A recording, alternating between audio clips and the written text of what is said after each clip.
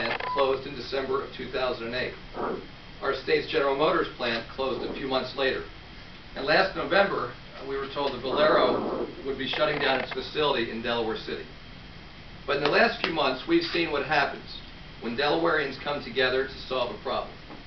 That Chrysler site now belongs to the University of Delaware, which will be putting people to work on facilities that improve our economic future. And despite efforts by much larger states to lure them, Fisker Automotive announced its plans to put people back to work at the old General Motors plant. They'll be making hybrid electric cars that can be exported through the Port of Wilmington all over the world. And today, 5 months after we learned that Valero would be permanently closing its facility in Delaware, we're here together with some news. If you look outside these windows here, you can actually make out the outline of the Valero Refinery. It's not always easy to see, particularly on cloudy days like today. But it's great to be able to today to say that the future of that facility and its substantial economic impact to our state has become more clear. About an hour ago, Valero announced that it expects to sell the facility to PBF Energy, whose chairman, Tom O'Malley, joins us today by phone and who will share in a few minutes his company's plans to make significant investments in the plant and operate it as a modern refinery that's designed to remain viable for years to come.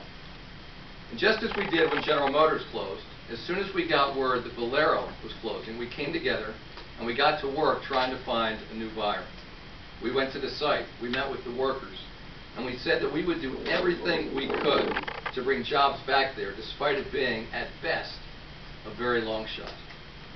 We talked to companies all over the world about the opportunity at Delaware City, and we made it clear that we want to get people back to work in a way that's responsible, sustainable, and protects public health. And as we did so, we also asked Valero to stop its dismantling efforts on site and to keep much of the refinery intact so that we could make a more compelling case to potential buyers. They agreed, and I believe that that made an important difference. After an expansive effort, the buyer who stepped up was Tom O'Malley and PBF. And for months we've been in regular contact with Tom and his team and with Valero to restore some hope at the Delaware City facility and to try eventually to get people back to work. Today is an important step forward in that effort, and it's a step that we are taking together. Before I turn it over to Tom O'Malley and our other speakers, I want to be sure to thank a few people who are here. First of all, Lieutenant Governor Den for his continuing leadership and advocacy on behalf of economic development. Members of our General Assembly, we're joined today by Senator Bruce Ennis and by State Representative Valerie Longhurst, in whose district of Delaware City Refinery sits. We also want to thank the leadership of both chambers for their consistent and continued support on this very important issue. I want to thank Valero's CEO, Bill Klesse, and I do want to thank PBF Chairman Tom O'Malley for continuing to work with the state and each other toward a completed sale. These are two very straightforward business people, and we in Delaware are fortunate that they led these negotiations on behalf of their companies. I want to thank Senator Tom Carper for his early and active involvement in seeking a buyer for the refinery, and I want to acknowledge Larry Windley from Senator Carper's staff for being here today. I want to thank Newcastle County Executive Chris Coons, agreeing to work with PBF on potential local support. I want to thank Secretary Colin O'Mara from the Department of Natural Resources and Environmental Control for the department's continued commitment to achieving reductions in emissions at the Delaware City Refinery. And I want to thank Director Alan Levin of the Economic Development Office for his and his team's ongoing efforts to help structure the state's potential investment for these jobs. And I want to thank Delaware's refinery workers and technicians who have remained hopeful, supportive, and positive during this difficult time. And in a few minutes, Harry Gravel of the building trades will be coming up to say a few words as well.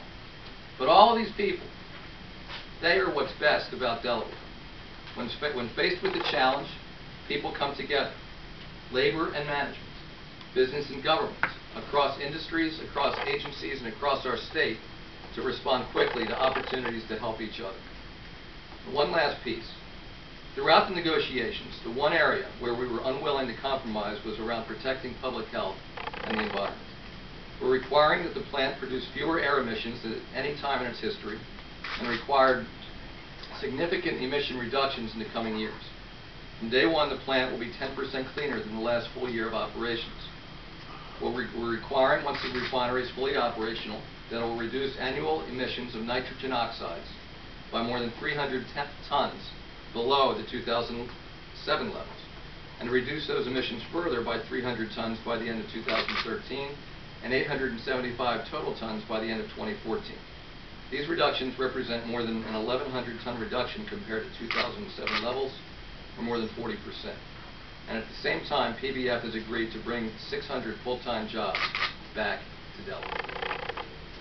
Let me just go off script for 1 second before I introduce Tom O'Malley. An effort like this required an extraordinary amount of work on behalf of many people, many of whom I've already mentioned. But in addition to those I've mentioned, I want to single out Jeff Sawyer from the Governor's office staff for a truly extraordinary effort in helping to bring this to fruition. And Jeff, and to all the people who make this possible, there are many, many hundreds of Delaware families who are going to be better off because of your efforts, and I'm very grateful to you for that. And with that, Tom, are you on the line? I am. Excellent. There you go. It's good to talk to you again. And if I would like to turn it over to Tom O'Malley, then I'm going to be turning it over to a number of other folks to say a few words, but I will take care of that after Mr. O'Malley has had a chance to talk about PBF's plans. Tom, thank you very much for your investment.